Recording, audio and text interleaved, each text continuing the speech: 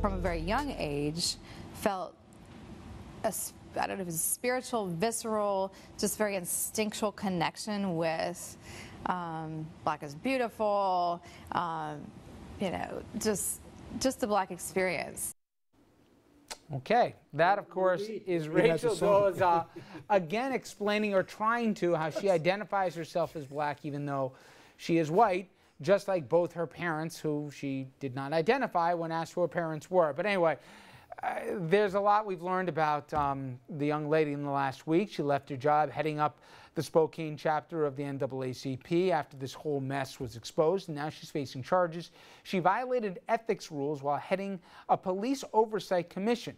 Investigators found that she had publicly named citizens who made complaints against police officers in violation of a confidential agreement. And Mayo, this thing goes from the bizarre to the surreal, goes back to her days in Howard where she sued a predominantly Black college because as a white woman she felt that she was racially discriminated against.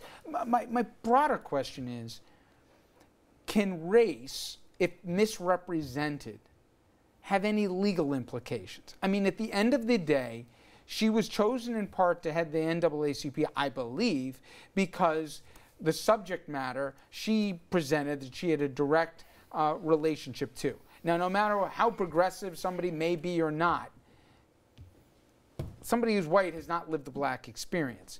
Is there ever a chance that there could create some legal exposure for beyond the public shame? I think the biggest legal exposure she may have would be if she falsely stated her race on a state or governmental application. Driver's license, anything else, absolutely. Right?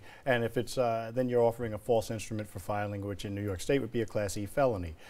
Possibly if it was on a federal form, you'd face federal charges. So those are the biggest things. But in terms of the quote-unquote Black experience, I don't necessarily think that because you're a white person that you would not be, not necessarily, I don't believe that that disqualifies you from heading up the NAACP or for being an advocate for African Americans any more than you not being, let's say, Jewish means you can't be an advocate for people who are survivors of the Holocaust. I think that you have to look at the individual. The evangelical Christians are the best advocates for Jews in the world right now, better advocates than most Jews However, those folks clearly represent who they are. Well, that's the big My issue. My point is, that's right.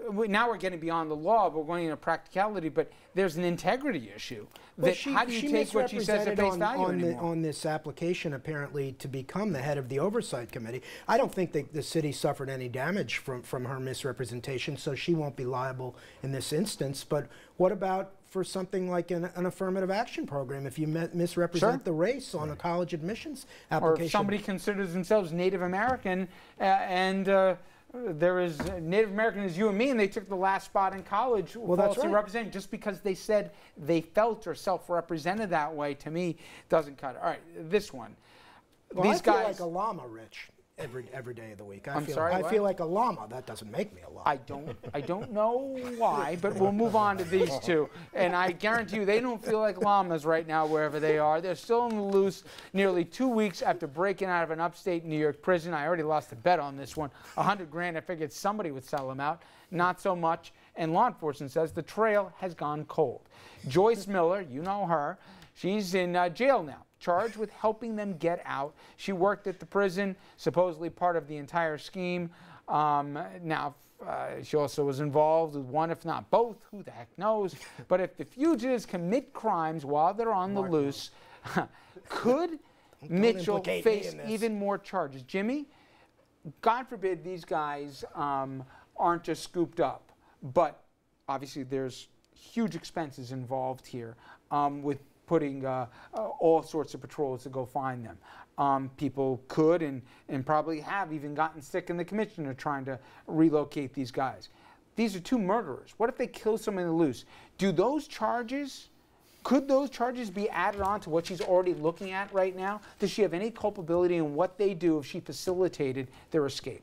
If she had any inkling that they were going to do something like this, I mean, if she got charged with a conspiracy in federal court, then there would be some responsibility from the consequences of her actions. Yeah, if it's reasonably foreseeable. I mean, in the broadest criminal sense, if it's reasonably foreseeable and in furtherance of the conspiracy, which it probably isn't, it could be imputed to her, but certainly in a civil sense, she would be an accessory or Mark, something, how aiding about, and abetting. How about from a negligence standpoint to the prison itself? Well, could I argue that, hey, listen, who would have foreseen what she would have done, but at the end of the day, she works for them. Secondly, you can easily argue, why should a prison have allowed here power tools and everything else to get in the hands of inmates without any checks and balances? They already had determined at one point with the hearing that she was definitely too friendly with the inmates, or at least one of them. Is there negligence against the prison? I think possibly. I mean, my initial reaction was absolutely not, because she was acting outside the scope of her employment. But as you scratch the surface a little bit, yeah, there was a previous instance that she was having inappropriate contact with these people. She was left to supervise them in the stitching of MTA uniforms. I didn't know our uniforms were made in prisons, but that seems a good industrious use of manpower. Certainly, the prison has a duty to the public to protect and safeguard the public from harm wrought by the inmates. So certainly civilly, if there's negligent hiring, negligent supervision, leaving stuff about carelessly, you're hearing that these tools were left unguarded in some sort of shed. There's a term of art they're using for it, overnight. An industrious plaintiff's lawyer could certainly do something with that if something happens. In Mayo, I'm sorry, I was surprised. Has it been your experience that when there's a reward out there, especially $100 grand, somebody's going to say, now maybe no one's seen them, let's be fair, but it seems that this planning was in the works. Other people within the prison are under investigation right now beyond just Ms. Mitchell. Are you surprised these guys still haven't been scooped up? It's just proof that stop and frisk doesn't work. We almost made it. We got to 53-30, but I knew it was coming somehow, some way. Bonus points go to Mr. Bartlett for incorporating it before the hour was out. Where do you think they are?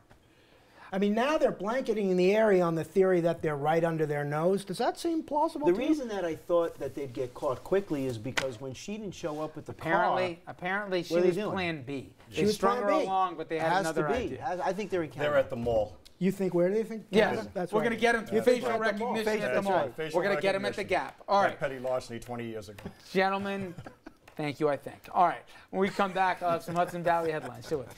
They're at the mall.